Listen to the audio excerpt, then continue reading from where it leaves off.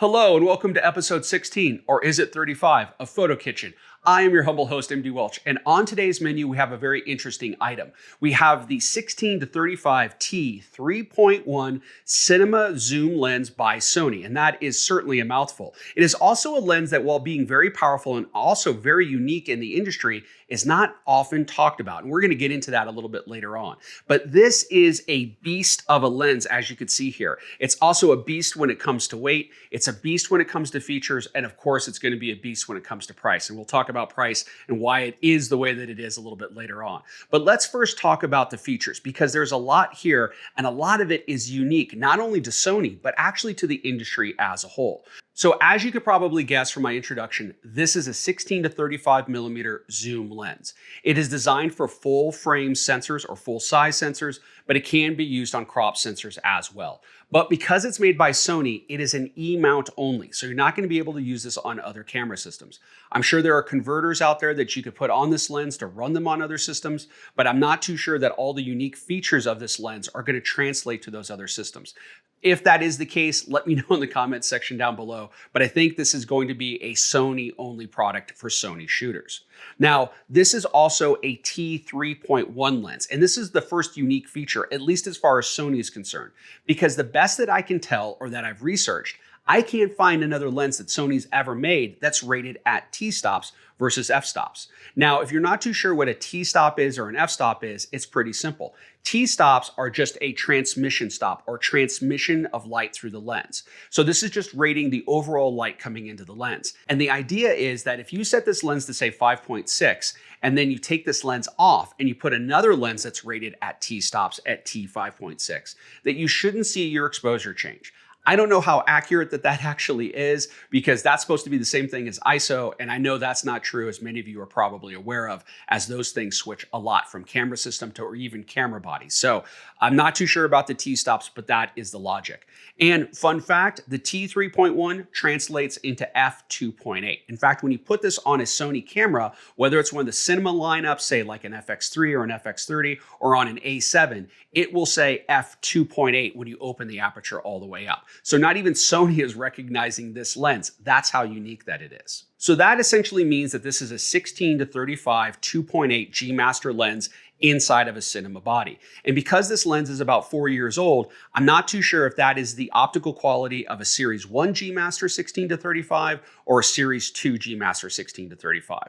Unfortunately, I didn't have the budget to rent the Series 1 or the Series 2 to do a comparison here, but the optical quality is really good on this lens, and I think it's probably somewhere between that. Sony has done a great job. They've rehoused that 16 to 35 in a beautiful cinema lens or cinema body here. This is all metal. It has professional gearing for the focus, for the aperture, and for the zoom. The zoom doesn't seem to be as well geared as the other two, but it is geared. It does have those rings. This is an all metal construction. It does have a removable lens hood that's actually pretty good. It's about the same amount of lens hood that you would get on a decent matte box without any sort of barn doors on it. It does have, although I've taken it off and repurposed it so I could put it on a set of rails, it does come with a lens mount support on the front, so you can support the heft of this. And the size of this lens is about the size of a standard cinema zoom lens. So if you're taking lenses on and off and you do have a matte box, you're about at that size. And I've had my hands on quality cinema zooms from Canon, from Sigma, even from Zeiss, and I can say that the build quality here is top-notch from Sony. They have done an absolute wonderful job. And if that's all that Sony did, this is still a very unique lens for Sony shooters, because again, there's not another cinema lens that Sony has made. But this is just the tip of the iceberg when it actually comes to features. The first thing that's interesting on this lens is on the actual aperture. You have your normal aperture ratings here, but you have the letter A. Now that letter A does two things for you. It allows you to throw the aperture into automatic mode and either have the camera change the aperture automatically, say essentially being in an aperture priority mode, or allows you to control the aperture on the camera. So you could actually handhold and control it through a control wheel. Now, the aperture priority, I don't know if that's going to be super popular, but I can see that being used for people who are doing documentary work, event work, maybe even weddings, where you're running and gunning, hand holding a camera body, and you're going in and out of buildings and the light is radically changing. Maybe you're putting this on a gimbal or a Steadicam and you need this to change and you don't have somebody to operate it. So I could see that being used. But the handheld is actually really useful because you could put it on the front control dial as I have on my FX3 and FX30, and I could have both of my hands on the camera and change the aperture without losing that great support of holding the camera nice and steady. So that is a very unique feature that you don't see on a lot of cinema lenses. It's very common amongst all photo lenses, and Sony's just included it in here. But the next major feature is huge. That is autofocus. This lens has autofocus and uses all the technology that Sony camera bodies bring to the table when it comes to autofocusing. So you have your zones, you have your groups, you have your object detection, you have facial recognition, you have eye autofocus for animals or birds or object detection. All of that is available to this lens through the camera body, and it has one of the best autofocus manual focus switches on the market. It's just sliding this barrel back and forth. So back is manual focus, forward is autofocus. It's a really nice feature and allows you to have a lot of control over the lens quickly and efficiently. And again, if you're running and gunning, this is key because you could use all of that autofocus technology from Sony and keep up with your subjects. What's even better about both of these features is you can control these both remotely through the motion and control app from Sony. We're going to talk about that a little bit more in the video later on, but nevertheless, you have remote control over this. So you don't even need special apps to do this remotely if you don't want to. So those are really nice features. So I've saved probably the best feature for last, and that is the servo or motorized zoom. On the bottom of this lens in this metal housing is a motor that will control the zooming in or out of this lens. The zoom can be removed or turned off if you need to use some other control. The zoom itself can be changed a couple of different ways. You have a little rocker switch on the side of the lens here, and on many Sony camera bodies, you either have a rocker switch that came with the recording handle, or on the FX3 or FX30, there's a little ring next to the shutter button that will allow you to zoom in or out. So you could either do this while you're shooting on camera with your thumb handheld, which is kind of awkward, or on a tripod if you want to, but more often than not, you're going to use some other type of control. And I want to take a quick pause before I get deeper into that. If you've never done any zoom work before, it is a very powerful way to engage an audience as a cinematographer. And having a motor allowing you to do a zoom makes those zooms smooth because you're not putting your hand on the camera and you're not rotating it. Sure, you could have one of those little dials for focus set for that as well. So a focus control on the side to zoom in or out, but those aren't essentially smooth either. A motorized zoom will be smooth over and over again. And what's even better on the Sony units is you could program that speed on many of the camera bodies. On the FX3 and the FX30, you could have two zoom speeds, one for non-recording and one for recording. So non-recording might be fast, zooming in or out to get your composition. But when you hit the record button, you could choose a different speed, even faster or maybe very slow to really draw the audience in. And because that speed is set, you can reproduce that move over and over and over again, regardless of what type of work that you're doing. Sony even gives you additional controls on how much tension that you put on those rings. A little bit, that can be even slower. And then if you go all the way full, it goes to full speed or the full slow speed, depending on however that you have it set. Now, by itself, this is a camera move without moving the camera, and it opens up a lot of possibilities. Draws interest in on a subject that maybe is not moving, draws interest in on a subject, maybe they're thinking, maybe they're coming to a decision, maybe you're building tension in the frame, or you're zooming out to do a reveal. The possibilities are endless. Plus, put this in combination with another camera move, say a dolly or a slider, and now you're into the world of Hitchcock or Spielberg doing those great cinematic moves. All inside this lens, all included. So with all of those features comes a price, and this lens is no different. I said at the beginning of the video, it was a beast in size, weight, features, and price. And the price tag on this is $5,200. And that is a lot of money. It's certainly the most amount of money I've ever spent on a single lens. Before that, by the way, was this lens at $3,800.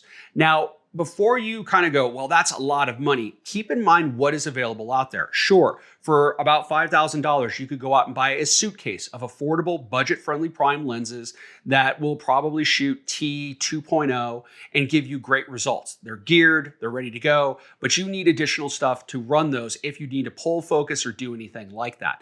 This particular lens has all of that built in if you need the zoom lens. Those primes are great if you got a crew or you could kind of be stationary or you're more deliberate with your shots. But if you are running and gunning, that suitcase of prime lenses is probably not going to be really all that efficient for your particular work. On the other side of things, there are professional cinema zoom lenses out there.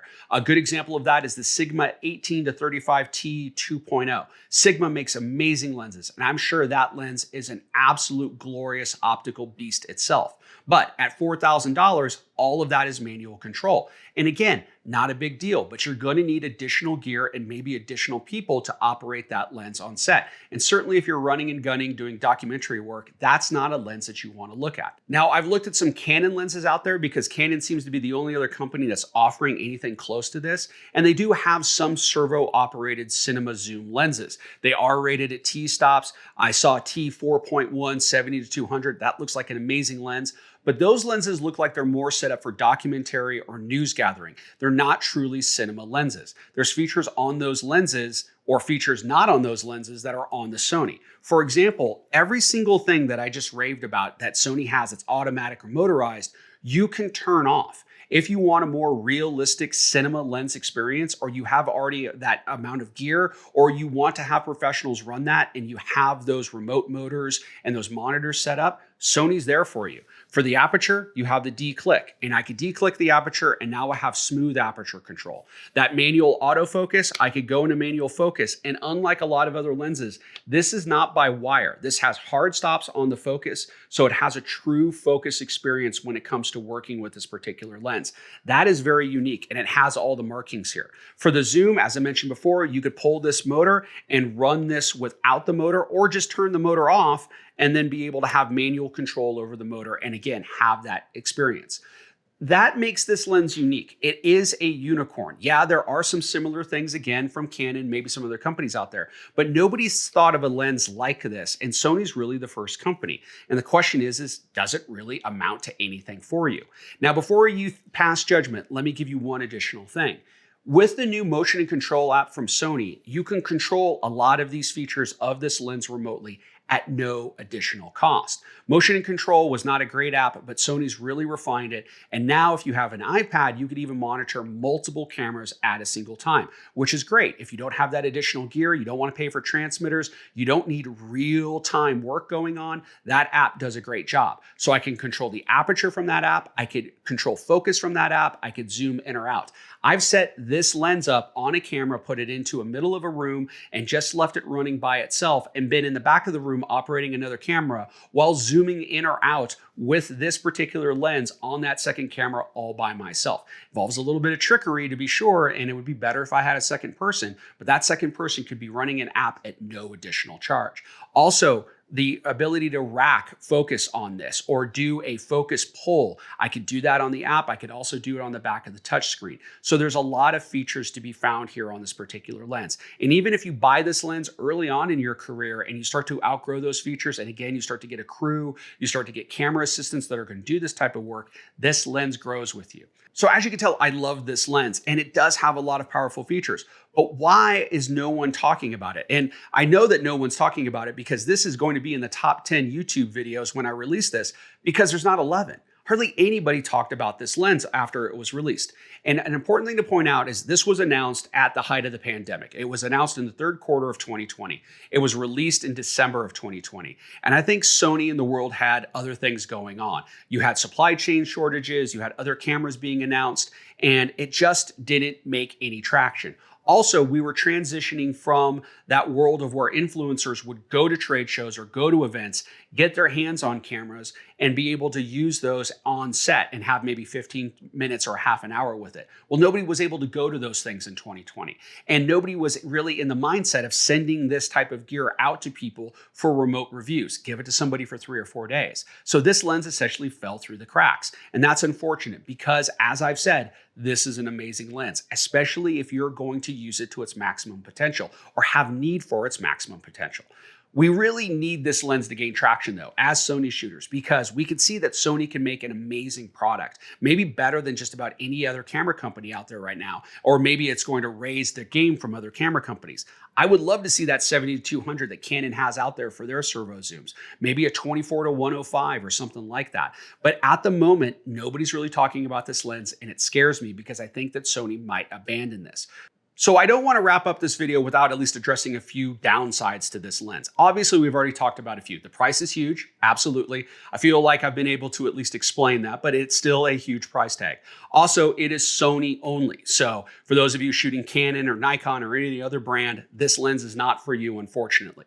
But aside from those two major issues, there are a few things. First of all, this is a photo lens rehoused in a cinema body. And some people will say those lenses look a little too clean. They lack character. And that could very well be true on this particular lens. It does produce an amazing, sharp quality image. The autofocus and zoom technology are great, but it might not match up with other cinema primes or zooms that you already have in your collection. It might produce that really clean look. And I do want to mention that before we go too deep or wrap up this video. Another downside to this lens, and this is a very nitpicky thing, but a lot of lenses in this price point will have dual markings for the zoom, the aperture, and the focus. So that way, if you do have camera assistants or focus pullers on the other side of the camera, those numbers are printed upside down so they can be read on the other side of the camera lens, so those people could see those without being on the same side, or you could have people on both sides of the lens. This lens doesn't have it. I don't think that's necessarily a deal breaker, but I do want to point that out. Outside of those little things, I think this lens, again, is amazing. I love this lens, even though it's ridiculously expensive. I don't regret purchasing it. I love it. I really hope that you might take a shot with this lens. I hope you at least like it. Speaking of liking, I hope you've liked this video. Please hit that like button down below. We greatly appreciate that. Also, subscribing to the channel would be greatly appreciated. If you've already subscribed to the channel, thank you for your support. Please check out some of our other videos. We have videos on building out this camera, the FX3 in particular, using this particular lens. Some other videos on video editing. If you want to see some more videos on those subjects, let me know in the comment section down below. And of course, we have a lot of other videos on photo-related topics.